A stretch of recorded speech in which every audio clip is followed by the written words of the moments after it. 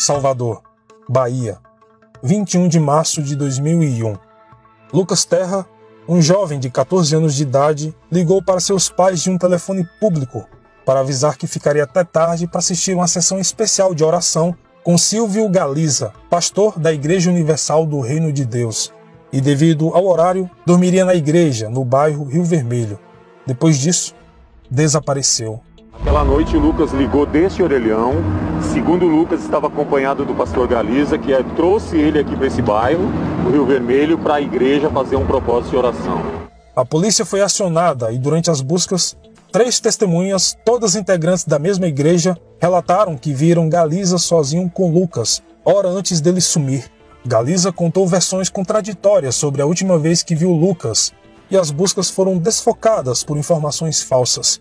Mas 2 dias depois, em 23 de março, um corpo carbonizado foi encontrado amarrado e amordaçado dentro de uma caixa de madeira que havia sido deixada em um terreno abandonado. O corpo foi levado para o IML e passou 43 dias em espera, aguardando o exame de DNA. Foi apontado que era realmente Lucas Terra, devido a uma mecha de cabelo e partes da roupa que ficaram intactas, o que dias depois foi realmente confirmado pelo laudo pericial da polícia. Peritos forenses concluíram que o jovem foi queimado ainda vivo, com a intenção de esconder o fato dele ter sido violado, o que ainda era evidente, apesar dos danos causados. Dentro da caixa, além do corpo, os investigadores também encontraram fragmentos de panfletos da igreja e páginas da Bíblia que teriam sido usados para alimentar o fogo. Os peritos criminais encontraram no corpo restos de tecido semelhantes ao encontrado na igreja Rio Vermelho, ligando o crime à Galiza e à Igreja Universal.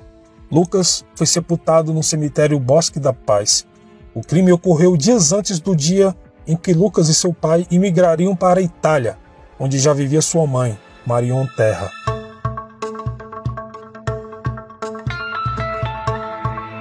Segundo testemunhas, o garoto era um membro muito participativo dentro da igreja e Galiza ficou obcecado por ele em pouco tempo. O pastor se incomodava quando Lucas ficava próximo às meninas e sempre o convidava para dormir na igreja com outros garotos, o que era desconhecido por parte do pai do menino, Carlos Terra. Aí o pastor proibiu ele de namorar, que ele não podia namorar. A gente começou a perceber que ele se incomodava em ver Lucas caminhando com as meninas. Então, praticamente o Lucas vivia lá para ele. Os superiores do pastor transferiram Galiza para outra instituição após descobrirem que ele dormiu na mesma cama com o Lucas na igreja, enquanto os outros garotos dormiam em cômodos separados. Porém, após a transferência, Galiza ainda assim continuou a visitar a Universal que Lucas frequentava. O pastor já havia sido expulso de uma outra comunidade religiosa, o que lhe valeu ser apelidado de o secretário do diabo pelos moradores do bairro. Testemunhas que depuseram contra Galiza foram ameaçadas por outros membros da igreja e até a imprensa sofreu represália.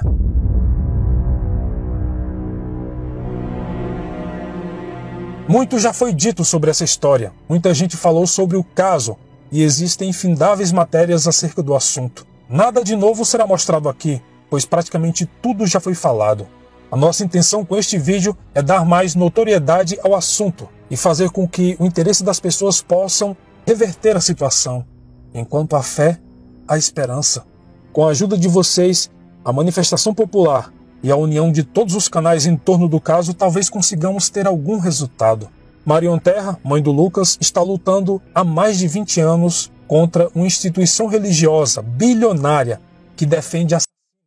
E a família precisa do apoio de todos. Se você puder, assine a petição online em favor do júri popular.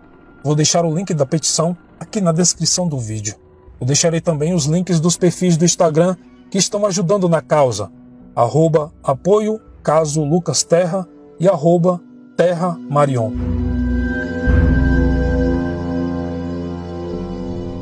Justiça tardia nada mais é do que injustiça institucionalizada, já dizia Rui Barbosa. A história de Lucas Terra é apenas um dos muitos escândalos que abalaram a Igreja Universal, não só no Brasil, mas em todo o mundo. Ela foi fundada em 1976 como uma pequena igreja no norte do Rio de Janeiro por um grupo de pastores, incluindo seu líder, o bispo Edir Macedo. A Igreja Universal do Reino de Deus opera mais de 8.000 templos e catedrais no Brasil e cerca de 3.500 igrejas no exterior. Fora do Brasil, a maioria dos seguidores são latinos. Nos Estados Unidos, por exemplo, o bispo Edir Macedo prega todos os dias através do canal Telemundo. É um poder de disseminação gigantesco e você pode encontrar uma Igreja Universal em qualquer parte do mundo, em 127 países diferentes.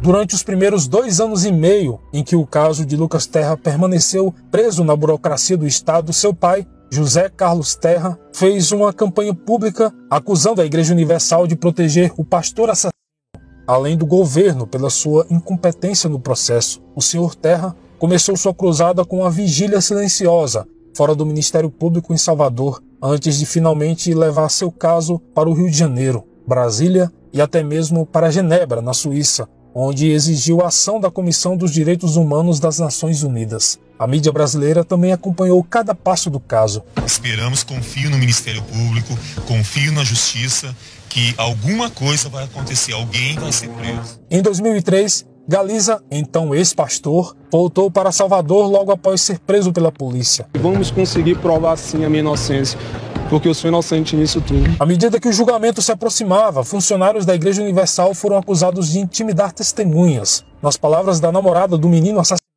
fui ameaçada, embora frequentasse a igreja por 20 anos. Eles disseram que eu deveria me calar. É como um regime militar. Após um processo tenso e um dos mais longos da história do Estado, Galiza foi considerado culpado e condenado a 23 anos e 5 meses de prisão, que após recurso foram reduzidos para 18 anos e depois para 15. As principais provas para a condenação foram 5 testemunhas. O tribunal do júri considerou o crime como homicídio triplamente qualificado e aceitou a tese da acusação que apontou que Galiza cometeu e queimou a vítima.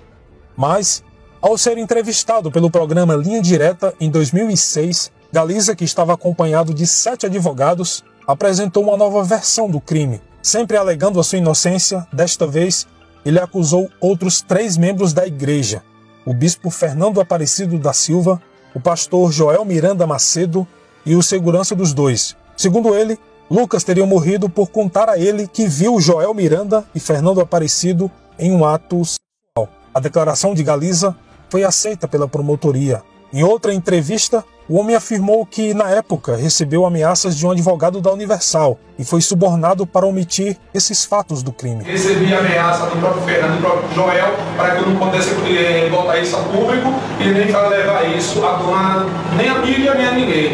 Que eu sempre me ocultasse e deixasse como se tivesse sido a minha pessoa, mas só que eu não posso pagar por um crime que eu não cometi. Eu sempre acreditei que o Silvio não cometeu o crime sozinho, que ele teve ajuda de terceiros. E eu já desconfiava que poderia ser o Fernando e o Joel. Em outubro de 2007, o Superior Tribunal de Justiça, mantendo a decisão da 2ª Câmara Civil do Tribunal de Justiça da Bahia em 14 de março, determinou que a Igreja Universal do Reino de Deus indenizasse a família de Lucas em R$1 milhão por danos morais. A decisão foi contestada pela defesa da igreja, alegando que o pastor não estava em horário de trabalho durante o crime. Porém, o Superior Tribunal de Justiça da Bahia manteve a decisão em favor da promotoria, que alegou que o pastor pediu que Lucas ficasse mais tempo na igreja. E em dezembro de 2008, com juros e correção monetária, a multa foi estimada em R$2 milhões, valor que finalmente foi pago pela igreja.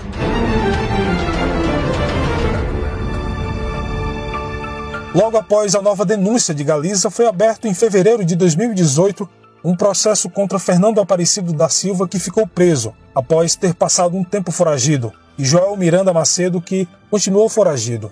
18 meses após o início do processo, eles receberam um habeas corpus concedido pela primeira turma do Superior Tribunal Federal. Fernando Aparecido da Silva e Joel Miranda Macedo foram inocentados em novembro de 2013 por falta de provas. Após a família de Lucas recorrer da decisão, em setembro de 2015, o recurso de apelação foi julgado pelo Tribunal de Justiça da Bahia, com os desembargadores decidindo por unanimidade que Joel Miranda Macedo e Fernando Aparecido da Silva fossem a júri popular. Após a defesa dos dois acusados recorrer, a decisão do Tribunal de Justiça da Bahia foi anulada, em novembro de 2018, pelo ministro do STF, Ricardo Lewandowski. Fazendo parte da ação da acusação, o Ministério Público da Bahia disse que a Procuradoria-Geral da República iria recorrer da decisão.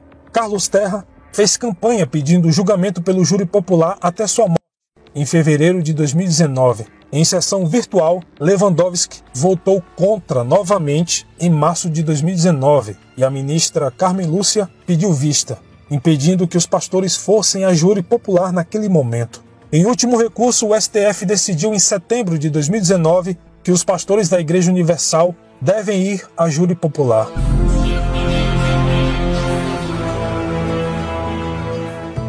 Apenas uma observação. Em 2009 foi lançado um documentário que retrata a simulação do caso em 40 minutos. O documentário foi escrito e dirigido por Cláudio Factum e lançado na Bahia. Em 2016 foi lançado um livro sem fins lucrativos, intitulado Lucas Terra, Traído pela Obediência, que foi escrito pelo pai de Lucas Terra e distribuído de forma independente. Em 2019 foi lançado a continuação do primeiro livro, Traído pela Obediência, escrito por Carlos e Marion Terra. A versão digital foi lançada em 1º de maio de 2019 na Amazon. O link para comprar o livro está aqui na descrição do vídeo, caso tenha interesse. Silvio Galiza, o único dos 3 pastores que foi julgado, cumpriu 7 anos e está em liberdade condicional desde 2012. Nas redes sociais, ele se descreve como pastor evangélico e estudante de direito. Vou continuar lutando até o último dia de minha vida. Uma mãe que perde um filho, perde seu futuro, perde a vontade de continuar vivendo, disse a mãe de Lucas Terra. Hoje a morte completa 20 anos em 2021. A Câmara dos Deputados analisa o projeto de lei 2684/10, que suspende a contagem do prazo de prescrição de crimes durante a vigência de estado de calamidade pública provocada por surto, epidemia ou pandemia. E este é o sopro de esperança para a família. Os acusados precisam ir a júri popular antes que o crime prescreva. E por isso, pedimos novamente para que você assine a petição e ajude a família Terra a finalmente fazer justiça. Por fim, o link para a petição está aqui na descrição do vídeo.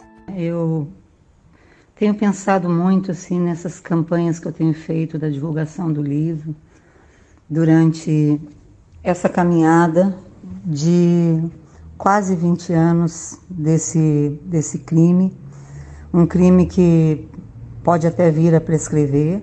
E para mim, assim como mãe do Lucas e o Carlos não estando mais aqui, tendo partido em 2019, ele veio a falecer, para mim tem sido muito difícil, mas muito difícil mesmo, continuar essa caminhada sozinha. Porque a divulgação do livro, quando nós divulgávamos durante praticamente quase 14 anos, eu divulguei o livro em todos os órgãos públicos de Salvador, foram 14 mil livros divulgados em Salvador. Um livro que aos pouquinhos foi se tornando conhecido, se tornando tema de TCCs, participei de muitas semanas jurídicas.